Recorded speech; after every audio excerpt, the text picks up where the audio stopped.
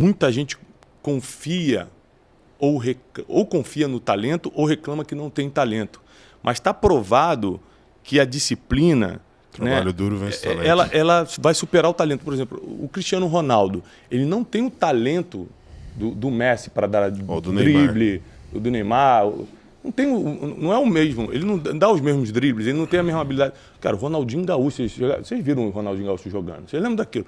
Aquilo é um talento. Imagina ele ou o Ronaldo com a disciplina do Cristiano. O Ronaldinho Gaúcho, estou falando isso porque eu via nas entrevistas, né? As entrevistas ele dizendo, passava a madrugada na boate, levava a roupa do treino para a boate, no carro, saía da boate e ia pro treino. Romário. E o cara entrava no jogo e fazia 3 gols, cara. Os caras falavam que era pro Romário que ele ia se concentrar e falou, então não vou jogar. Exatamente. Não vou jogar. Tem uma história do Romário forte que ele fala o seguinte, ele queria voltar pro Carnaval do Rio de Janeiro, ele estava jogando, acho que era no Barcelona. Ele falou assim, cara, eu preciso pegar um avião e ir hoje pro Rio de Janeiro, começa o Carnaval. O cara falou, mano, hoje tem jogo. Ele falou, se eu fizer 3 gols no primeiro tempo, você me deixa eu pegar meu avião? O cara falou, eu duvido. Ele foi lá, entrou, fez 3 gols, pegou o avião no segundo tempo e voltou pro Brasil. Mas isso aí a gente está falando de um caso específico de talento, né? Super talento. Super talento, que são raros. Imagina se o cara tivesse disciplina também. São onde esses caras... especiais, talentos especiais. Aí você pega o Cristiano Ronaldo, que só na disciplina, cara, construiu uma carreira meteórica. Não, mas ele é talentoso também, cara. Não, mas eu estou dizendo que o talento dele é muito diferente de um Ronaldinho Gaúcho. Para o domínio de bola. É um gênio, é diferente. Exatamente. Ele tem um talento, é lógico, senão ele não estaria jogando, mas a disciplina é muito maior do que o talento. O cara está com 40 anos, cara, tem uma dieta super regrada, treina todo dia, não descansa. O cara está multibilionário, não para. Thiago, no esporte a gente costuma dizer o seguinte, para você ser um bom atleta amador, basta você ser uma pessoa disciplinada. Para você ser um bom atleta profissional, você precisa ser uma pessoa disciplinada e ter uma boa genética. Para você ser o topo da categoria, você tem que ter genética e disciplina. Minha visão. Porque hoje tá tão difícil de você encontrar Ronaldinho, Ronaldo, entre outros. Porque o nível técnico do futebol sobe tanto, o nível técnico de todos os esportes. Hoje a ciência entrou no esporte. A ciência entrou. O nível técnico subiu tanto que só o talento não basta. Você pode ser talentoso ao extremo. Se você não tiver um grande grau de disciplina junto, você não vai para o topo. E a gente tem alguns exemplos práticos que vêm acontecendo, não só no Brasil, como em outros países, de atletas. Então, eu acho que a performance profissional também não está diferente. Digamos que você não tenha preparo técnico nenhum. Você vai empreender no intuitivo, como muitos fizeram no passado. Se você tiver muito esforço, muita disciplina, você vai chegar num nível amador. Mas se você quer chegar num nível profissional, dentro do mercado profissional, hoje está difícil. Eu acho que você vai se esbarrar em situações, em concorrências, em alguns engodos que vai fazer com que você perca a performance. Então, nós estamos vivendo uma geração, por conta da internet, que todo mundo tem uma base muito boa de tudo, todo mundo entende um pouco de tudo, e a IA vai vir para complementar muito disso. Então, minha visão de alta performance que eu tenho também no mundo dos negócios. Os empreendedores de hoje precisam estar mais preparados. Estudar mais, ler mais, receber mais consultorias, estar disposto a investir mais em bagagem profissional dentro do currículo dele para enfrentar o mercado. O intuitivo está cada vez mais difícil. Sabe aquela coisa do feeling? Sei. Eu ainda controlo no caderninho, eu controlo aqui, mas o meu feeling é... Eu vim de uma geração que fazia isso, cara. E funcionava. Agora tá difícil. Tá ultra técnico. Tá ultra técnico. Igual o esporte. E falando sobre o assunto de vocês, de físico, eu estou escrevendo um livro novo e eu pesquiso muito quando eu estou escrevendo um livro. Eu faço muitas entrevistas, eu faço muitas pesquisas. E vai ser o meu primeiro livro sobre riqueza. Eu nunca escrevi sobre dinheiro, sobre riqueza. Então, um livro muito especial e tudo. E eu entrevistei, cara... boa parte da lista Forbes que eu tenho contato para chegar a algumas conclusões. E a primeira coisa que eu busquei em comum entre esses caras... Mentalidade? Os bilionários... O currículo? Eu fui o que eles tinham em comum. Eu queria entender o que eles tinham em comum para fazer o dinheiro. E, não, cara, eles não têm muita coisa em comum, porque cada um tem uma história diferente. Você pega a Renata Vick da Copenhague, por exemplo, que vendeu parte da Copenhague para a Nestlé por 5 bi. Ela já era herdeira e aí conseguiu, que é muito mais difícil para o herdeiro, porque já está com a vida garantida, manter a disciplina e virar uma boa CEO. E ela conseguiu, mas ela já era herdeira. O Guilherme Bentimol da XP começou do zero, numa salinha pequenininha em Porto Alegre, veio construindo um sistema educacional para convencer o brasileiro que era investir na bolsa para depois começar a vender o produto. Então, cada um tem uma história diferente, mas tem uma coisa que todos eles têm em comum. Todos fazem exercício físico. Olha isso. O histórico é diferente, a forma que ganharam dinheiro é diferente, a mentalidade, a forma de pensar sobre dinheiro é diferente. Ou seja, zero fórmula de sucesso. Não tem fórmula de sucesso. Mas aí, para todos que eu perguntei assim, mas por que o exercício físico? É produtividade e longevidade que eles falam.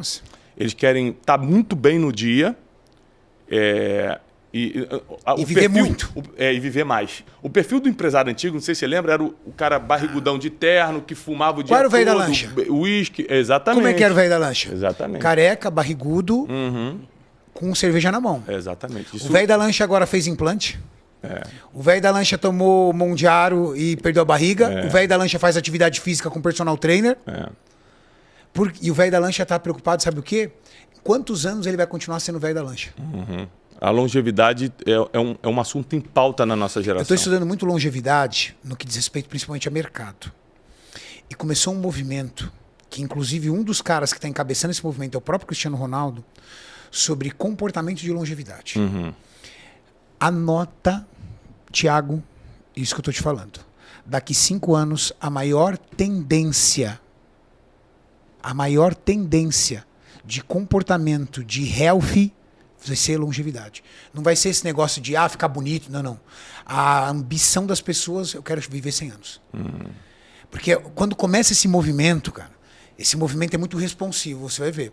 Daqui a pouco, a loucura, sim, suplementos, medicamentos, tratamentos, comportamentos, dietas, atividade física, todas elas com uma direção, longevidade. Que hoje está muito ainda na estética. A pessoa entra na academia pensando no quê? Na estética. No físico, No físico. Você vai ver que isso vai mudar daqui a pouco. Agora, a Bíblia, né, ela não dá muitas direções sobre o nosso físico. Tem alguns versículos que falam sobre o cuidado do corpo, lógico, mas ela fortalece muito a parte mental e espiritual. Mas onde é que entra a importância do corpo para a gente, que é mais espiritualizado, a gente que busca espiritualidade?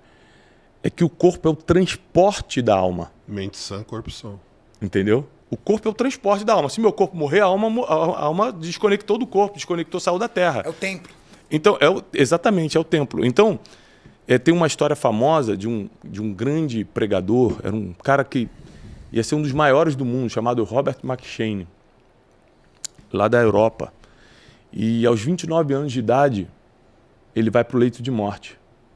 O cara que era a grande promessa de ser um grande pregador, um cara que ia anunciar a palavra para todo mundo, que ia fazer a diferença, ele tinha uma mensagem incrível. Deus confiou assim uma mentalidade, uma forma de explicar a Bíblia incrível para ele. E ele deixa uma carta. Naquela época as cartas se entregavam a cavalo, né? E ele deixa uma carta antes de morrer dizendo o seguinte: Deus me confiou uma mensagem e um cavalo. Eu não cuidei do cavalo e matei a mensagem. Entendeu? Total sentido. Pesado. Então, assim, se você não cuidar do corpo, você vai matar a mensagem que o teu corpo carrega, que é a alma que está dentro com uma mensagem para entregar. E todos nós temos uma mensagem, cara, de superação, de vencer alguns traumas. Para a gente chegar até aqui, a gente venceu muita coisa: calúnia, difamação, trauma na infância, aperto financeiro, guerras emocionais seríssimas, e a gente ficou de pé. A gente está aqui porque a gente ficou de pé. Então, um assunto que eu queria trazer também é que a disciplina emocional ela é tão importante quanto a disciplina física. O cara que só se preocupa com o corpo e não coloca a alma, que são os sentimentos e as emoções, no lugar, por causa do emocional dele, ele vai fazer uma besteira com o corpo dele, como, por exemplo, entrar numa briga de rua aí e tomar um tiro, porque não controlou as emoções. né? Como eu já vi quando eu era adolescente, um cara brigando no trânsito e tomar um tiro no trânsito do Rio de Janeiro.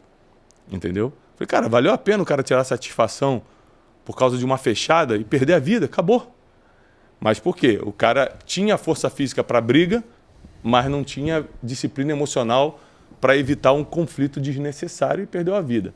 Qual a importância no esporte e na vida da disciplina emocional?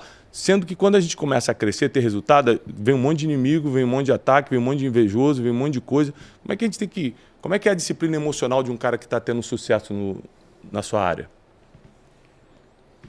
Cara, eu acho que a disciplina emocional, ela depende de uma série de questões que são internas. Então você precisa, primeiro, identificar qual que é o tamanho do seu sonho, qual que é a área que você está. Né? Porque às vezes a inteligência emocional ela é o suficiente para você atingir o objetivo. E a pessoa não se apega no desenvolvimento físico. Nós temos uma teoria que é realmente mens sana in corpore sano, que é uma frase em latim. Então você precisa ter a mente sã para poder ter o corpo são. Então os dois caminham lado a lado.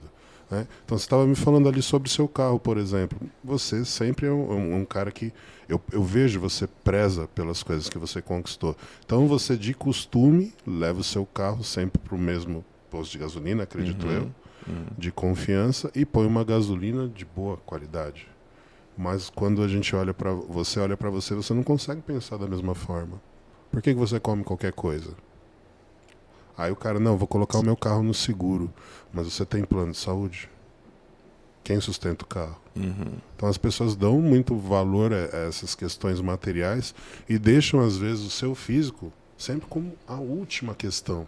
E você não deve colocar isso como última questão. Tem que ser a primeira questão. Tem uma frase famosa que é: você tem muitos problemas até ficar doente, que aí você só vai ter um. Exato. Eu passei por isso. Então, assim, a minha poupança foi a minha massa muscular. Então, eu tive Covid, perdi 25 quilos. Uau. Durante esse processo. Se eu não tivesse essa massa muscular, muito provavelmente a minha inteligência emocional não seria suficiente para me manter vivo. Então você precisa ali ter o equilíbrio. Então a pessoa se apega demais. Eu cuido do meu espírito, eu não preciso cuidar do meu corpo. Então você vai levar esse espírito o mais rápido possível para o céu. Esse é o ponto. Tiago, você sabe que é verdade. Quando você fala em disciplina emocional, você sabe que o grande desafio não é a disciplina física, é a disciplina emocional. Exato. Pega os maiores ídolos de todos os esportes. Alguns deles são notoriamente conhecidos pela dificuldade da disciplina emocional. Mike Tyson. Imagina Mike Tyson se ele tivesse uma disciplina emocional tal qual ele tinha física. Imagina se ele entrou para a história. Não sei você, eu era fã incondicional do Tyson. Claro, claro. Esperava, ansioso. Mas nós sabemos de toda a dificuldade emocional que ele tinha. Certo? Terminou preso um tempo, pô. Muito tempo. Outros atletas de outros esportes, Tiger Woods. Disciplina emocional, cara. O problema dele é... Eu acho que talvez não ele teve um problema exista... de compulsão muito sério. É emocional. Não é hormonal aquilo. É emocional. Então, o atleta, o ser humano, generalizar para o atleta seria muito egoísmo.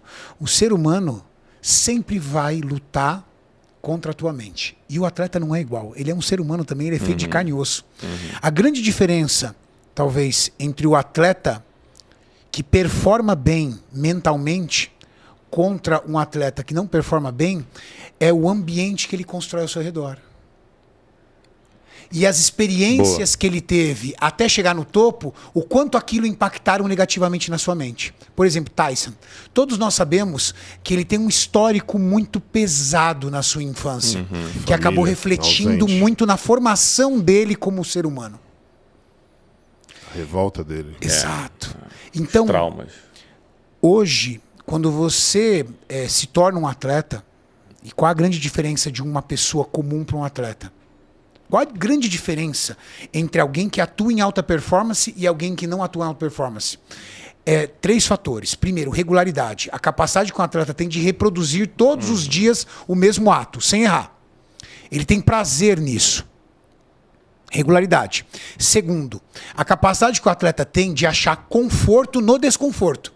Um atleta adora acordar às 5:30 da manhã com frio e fazer a atividade dele porque ele sente um prazer enorme entendendo. Ninguém faz o que eu faço. Enquanto eles estão dormindo, eu estou treinando. E essa frase, que é emblemática nos filmes de Hollywood, é verdadeira.